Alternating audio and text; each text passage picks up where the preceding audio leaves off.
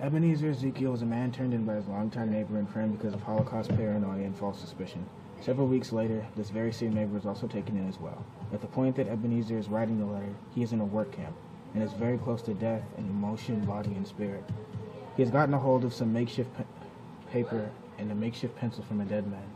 He desperately writes his final words down to his family, even knowing that his last will and testament will never even see them. Dear family, the family I love, the family I cherish, the people I love. If this letter is ever to find you, please know that above all else, I love you very much. For the horrors described here are unimaginable, and I'm really glad that you are safe.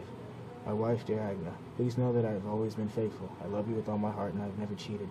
Our neighbor, dear Agni, was angry with me for not sharing his view on religion, so he turned me in for what I am not. I have no problems with anybody else here. I do not share the prejudice of the Nazis.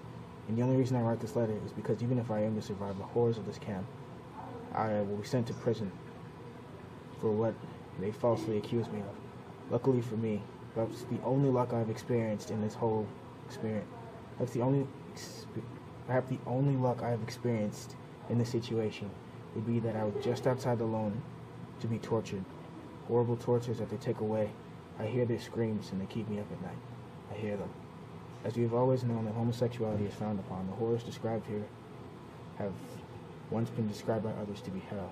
Maybe my views on the world have led God to place me here. These people, these monsters, these demons. No, not these demons.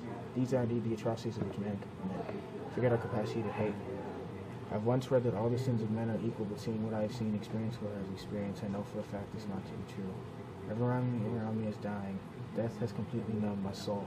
My very existence is gone. Or maybe I'm alive for the very first time in my life. Do you remember those flowers I gave you when we met? You kept them in your hair because you said the smell had once escaped you. Not such a beautiful smell could escape one, and yet the smell of death, a horrible stench, cannot escape me.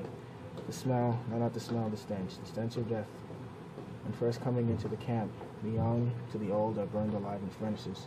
We try to forget, but we cannot forget the faces. We try to forget the screams, but sadly smell is one of the more powerful senses, and it brings them back to the preference of our mind. There was a boy. I do not remember his mother or even his father who had been killed, but I remember him. When we were being separated into groups and who would be killed and who would work, his ball rolled up to me and I picked it up for him. When I saw the pile of clothes that keep the dead, the red rubber ball was on top of the pile. I lied to myself at every moment up until that moment. No, they do not kill children. They make them work or they send them home. They can't be killing them. They're so young.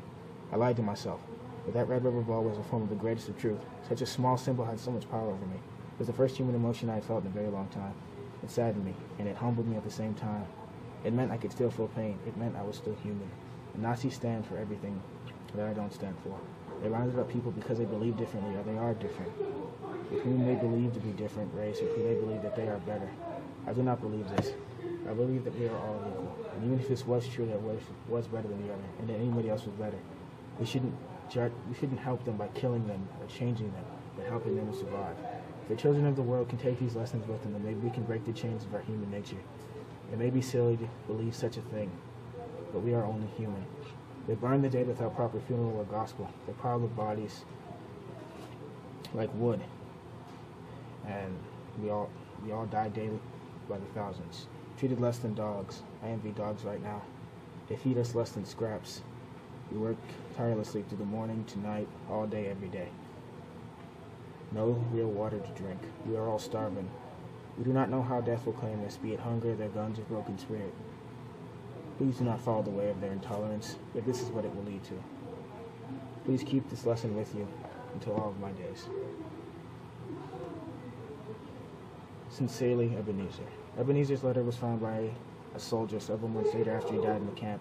His family was tracked down and the letter was returned to them. Dear Mother, how are things going back home? I hope things have improved. Things here have degraded quickly. There are raids on many of the places I like to hang out, and I'm worried about what may happen to me.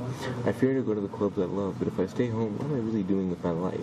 One of my good friends, Carl, was taken away just a few days ago because he was on one of the Gestapo's pink lists. I'm afraid I might be on one of those lists as well. I hope I get to come home soon. Love, Mickey.